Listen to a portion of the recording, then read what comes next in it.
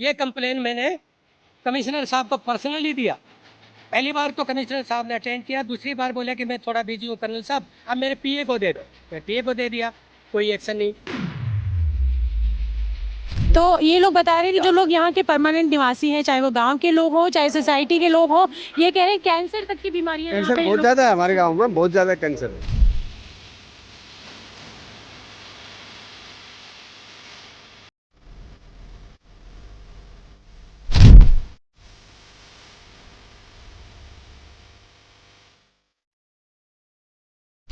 अभी आ जाते हैं रोहिंग्या पे। इस गांव के अंदर इतने रोहिंग्या से पूरा एक गांव बसा लो। ये तो उसका एक 10% हिस्सा है और सारे गांव में फैला हुआ है। हमारे को ये डर लगता है कि 10 साल के बाद हमारे को भागना पड़ेगा, वो यहाँ पर रहेंगे। People are trying to make drainages, but they are not connected with each other. So the entire water which is flowing is on the roads. The total कीचड़। ये यहाँ की सर्विस लेन है और इसका हाल देखिए आप। यहाँ पे गाड़ियाँ पार्क्ड हैं, यहाँ पे जो पानी है वो सड़ रहा है, यहाँ पे कीचड़ है। जो इलाका कभी हरियाली का प्रतीक होता था, उसके पेड़ देखिए। सरकार कहती है पेड़ लगाओ, पेड़ बचाओ, उसे पालो, लेकिन ये इलाका आप अगर देखें तो इसमें ये हजारों पेड़ हैं जो इस स्थिति को प्राप्त हो गए हैं सिर्फ अनदेखी और लापरवाही की वजह से। आप एक तरफ देख रहे हैं कि किस तरह से उल्टी दिशा में इनका नाला बह रहा है। इनके बेसमेंट्स में, सोसाइटीज़ के बेसमेंट्स में पानी इकट्ठा हो जाता है और जो जिस तरह की ज़मीन हो गई होगी, अंदाज़ा लगाना मुश्किल नहीं कि इतनी बड़ी-बड़ी लग्जरी सोसाइटीज़ कहीं गिर ना जाएँ ये सोसाइटीज़। इस बात का भी खतरा, इस बात का भी डर इन लोगों को सताता रहता है क्योंकि नीचे से मिट्टी गीली हो गई है, नींव तक इनके पानी पहुँचा हुआ है और बेसमेंट्स लगातार भरे रहते हैं पानी से। गवर्नमेंट की तरफ से स्पेशली इंफ्रास्ट्रक्चर काफ़ी लैकिंग है। अगर मैं सोसाइटी की बात करूँ तो सोसाइटी में आदमी को सारी फैसिलिटीज़ मिल जाती हैं, राइट। सारी लग्जरी सोसाइटियाँ हैं, इवन अब सारी लग्जरी सोसाइटी ही बन रही हैं। लेकिन the moment I step outside of my society, वो लग्जरी एकदम से ऐसे गिरती है और आदमी को एहसास होता है कि यार आसपास तो कुछ भी नहीं बदला।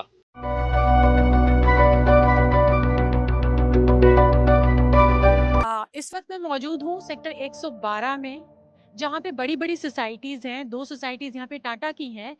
लोगों ने घर बहुत अच्छे खरीदे हैं, बहुत यहाँ पे लग्ज़री है, सब कुछ है, लेकिन जब ये बाहर निकलते हैं और सड़क पे पहुँचते हैं, तो एमसीजी, जीएमडीए सहित तमाम एजेंसीज़ की जो लापरवाही और अनदेखी है, उसका खामियाजा भुगतने को मजबूर होते हैं। आज हम रेज़िडेंट से बात करेंगे कि आखिर किस तरह की समस्याओं का सामना कर रहे हैं और किस तरह से इनको रिस्पॉन्स मिल रहा है इन एजेंसीज़ से और अधिकारियों से। नमस्कार सर, आपका क्या नाम है? मेरा नाम कर्नल करमवीर है, मैं रिटायर्ड कर्नल हूँ और मैं इसी सोसाइटी में रहता हूँ। 6 साल हो गए मेरे। क्या समस्या है यहाँ पे? समस्या मैडम यहाँ बहुत सारी है और जो समस्या मैं अभी बताने जा रहा हूँ वो है बेसिकली मैं ये बोलूँगा 100% एमसीजी नगर निगम की है। जीएमडीए ने अभी टेक ओवर किया है इस रोड को। जीएमडीए बहुत अच्छा है और जो भी बोलते हैं एकदम करता है, अभी तक ये हमारा एक्सपीरियंस है। एमसीजी का जो मेजर जो काम है वो है सैनिटेशन का। सैनिटेशन में 2 चीज़ें आती है, एक साफ सफाई और गार्बेज कलेक्शन। और ये जो यहाँ पतली सी ड्रेनेज सिस्टम है बना रखा जो पहले से है, ये ड्रेनेज सिस्टम 2 फीट से कम है। जो ड्रेनेज सिस्टम 2 फीट से कम है उसकी रिस्पॉन्सिबिलिटी है नगर निगम की, उसको साफ कराना, उसको क्लीन कराना, जो भी कराना है, तो वो नहीं कर रहा है। उसके लिए मैंने देखो हमारे से ये आपको दिखा रहा हूँ गार्बेज कलेक्शन, इसमें लिखा है गार्बेज कलेक्शन चार्जेज 540 रुपया। हर सोसाइटी का 358 फ्लैट है और मेरे ख्याल उसमें 1000 के करीब फ्लैट है, लाविडा है उस सभी दे रहे हैं। गांव वाले भाइयों का मेरे को पता नहीं देते हैं कि नहीं देते हैं, इसलिए मैं उनके बारे में कुछ भी नहीं बोलूँगा। हम ये दे रहे हैं, कलेक्शन ले रहे हैं। मैं कमिश्नर साहब के पास 2 बार जाके आ गया और दोनों को हैंड रिटन ये वाला, ये देखिए, ये कंप्लेन मैंने कमिश्नर साहब को पर्सनली दिया। पहली बार तो कमिश्नर साहब ने अटेंड किया, दूसरी बार बोला कि मैं थोड़ा बिजी हूँ कर्नल साहब, अब मेरे पीए को दे दो। मैं पीए को दे दिया, कोई एक्शन नहीं। मैंने पहले जो बताया था, जो मैं डेली एमसीसी पे डालता हूँ, मैं इस जगह की डालता हूँ। ये बिल्कुल ही ब्लॉक है और कोई कार्रवाई नहीं हो रही है। आज भी नहीं किया, आज अभी 72 आवर्स हो गए, कोई कार्रवाई नहीं। ये क्या है? ड्रेनेज है, दिस इज ड्रेनेज और ये पूरा बैकफायर करता है और ये इसको मेंटेन करते ही नहीं एमसीजी, नहीं करता है। इसके ऊपर मैं बोल और हम अपने सोसाइटी से निकलते हैं, सीधा निकलते हैं, हमारे को ये दिखाई देता है जी जी 5-5 करोड़ के फ्लैट हैं, इधर भी है उधर भी है। और उन सबको भी छोड़िए, ये स्कूल है, छोटे छोटे बच्चे इसमें पढ़ते हैं और वो यहाँ से निकलते हैं, उनके ऊपर क्या असर पड़ेगा, बच्चों के ऊपर उनका क्या भविष्य होगा, देखिए आप। आखिर बरसात में पानी क्यों ना जमा हो, क्यों ना गुड़गांव डूबने का एक प्रतीक बन के रह जाए जब ड्रेनेज सिस्टम का ये हाल हो। अगर गलती से भी इसमें रात में कोई चला जाता है, कोई दुपहिया वाहन लेके आता है तो इसमें गिर जाएगा, क्योंकि यहाँ कीचड़ है, ये पूरा का पूरा सिस्टम ब्लॉक है। और ये पानी जो इकट्ठा होता है स्कूल में आता है, स्कूल के बच्चे आते हैं बाहर से, और सोसाइटीज जो है इतनी करोड़ों करोड़ों रुपए की जो सोसाइटीज है, इसमें रहने वाले लोगों की आप व्यथा समझिए कि निकलते ही उनको ये मंजर दिखाई पड़ता है। I am here since 2021, and this is the area where such beautiful flats are there. The elite society people are living, but on the road there are hundreds of problems. Once the road is completely broken, recently after a lot of persuasion they have repaired the road. There is a drainage problem during rainy season. The water gets on the road. इसके कारण mosquitoes बहुत ज़्यादा हो जाते हैं, mosquito and other insects, lots of problem due to drainage. No cleaning of the roads also, no drainage cleaning, nothing. I don't know what the government authorities are doing. They should act on this. ये लोग बता रहे हैं कि सिर्फ सुविधा का ही सवाल नहीं, इनकी जिंदगियों का भी सवाल है, क्योंकि इस गंदगी की वजह से, इस बदबू की वजह से, यहाँ पे पनपने वाले जीवों की वजह से लोगों को कैंसर हो रहा है, हार्ट अटैक्स आ रहे हैं, और वो चीज़ें बहुत फ्रीक्वेंट हो गई हैं। और ये जो नाला आप देख रहे हैं, ये नाला एक्चुअली इसको उल्टी डायरेक्शन में मोड़ा गया है, जो कि किसी की प्राइवेट लैंड पे वो एक तालाब की शक्ल ले चुका है, गंदे पानी और कीचड़ और कूड़े की। और इस तरह से जो फ्लो है वो उस तरह से नहीं बन पाता, क्योंकि बिल्कुल ऑपोजिट साइड में है, एक तरफ लो लाइन एरिया है और एक तरफ हाई लाइन है, तो लो लाइन से हाई लाइन की तरफ पानी का जाना मुश्किल होता है, और ऐसे में एक ही जगह पे रह के पानी सड़ता रहता है और तमाम तरह की बदबू और बीमारियां पैदा करता है। आप कह रहे हैं कि नाला उल्टा निकाल दिया है। हाँ, नाला इधर जाना है, इधर जाना है, नाला उल्टा निकाल दिया। नाले की सफाई नहीं हुई, इधर निकाला, उसकी सफाई होने की सफाई तो नहीं। मतलब कि जिस जो लो लाइन एरिया है उधर से दूसरी साइड में नाला निकाल दिया कि पानी का फ्लो नहीं हो पाता। जो है घर तक भर जो जाता पानी पानी। यहाँ पे भरा हुआ है, इसकी वजह से हर किसी को हार्ट अटैक की बीमारियां हो चुकी है। इतनी मोटी मोटी मक्खियां होती है यहाँ पे कि आप देखेंगे तो जैसे कि मधुमक्खी की होती है ना मक्खी, उससे मोटी मक्खी होती है। हार्ट अटैक आ चुका है सभी को। ऐसे ये ट्रक चलते हैं यहाँ पे, धूल मिट्टी, यहाँ पे इंसान 2 मिनट भी खड़ा नहीं हो सकता। यहाँ इधर इतना जितना एयरपोर्ट, डीएलएफ, ये जितनी भी है सारी गंदगी यहाँ के डलती है, और उस गंदगी की वजह से इतनी मोटी मोटी और उसकी कभी सफाई नहीं होती। नो मैम, वो तो परमानेंट यही रहता है। तो ये लोग बता रहे हैं कि जो लोग यहाँ के परमानेंट निवासी हैं, चाहे वो गांव के लोग हों चाहे सोसाइटी के लोग हों, ये कह रहे हैं कैंसर तक की बीमारियां यहाँ कैंसर पे बहुत लोग- ज़्यादा है हमारे गांव में, बहुत ज़्यादा कैंसर है। कि आप ये देखिए, ये पूरा गांव है बजगेड़ा, सेक्टर 112। इस समय हम एक सेक्टर 115 में खड़े हैं।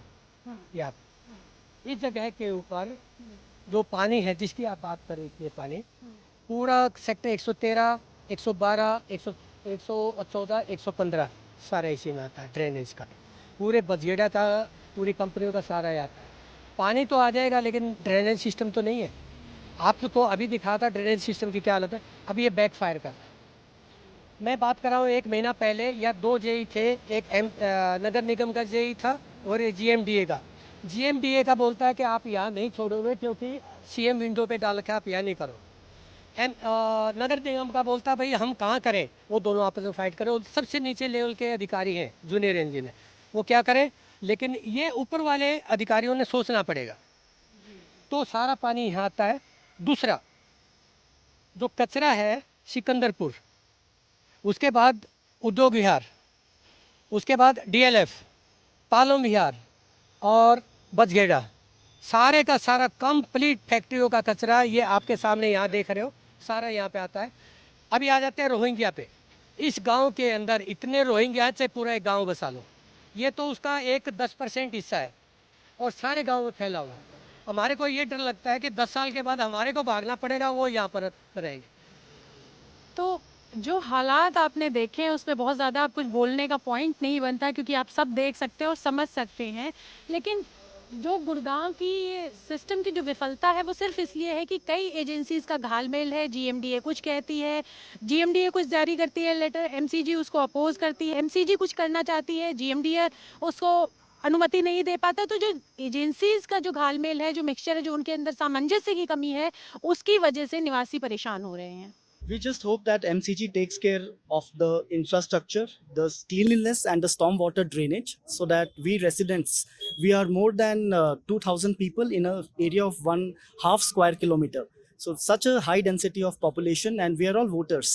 So they should take care of civic infrastructure, particularly stormwater drainage. Now it's pre-monsoon; they should act before it's too late, and they should take care of avoidance of any dirt on the road. तो ये लोग कह रहे हैं कि अगर monsoon आने के पहले अगर एक बारिश आती है तो इनकी सड़कें भर जाती है, सोसाइटी के गेट के अंदर पानी पहुंच जाता है, कीचड़ आने लग जाता है।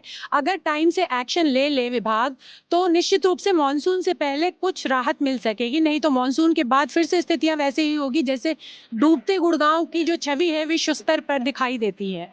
I would like to say there is no drainage system in Gurgaon, especially in the area where we are residing. There is no drainage system.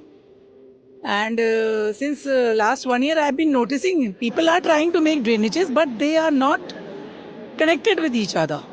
So the entire water which is flowing is on the roads. The total keychad. What I could see, there a lot of this raddiwalas are there, big grounds. There are big grounds are there. Plastic dumps are there, and they are major fire hazard. Recently, we have a 2 fire here. Just like hardly 1.5 kilometer from here, we have a 2 fires. Same thing happened. That was a plastic dump yard.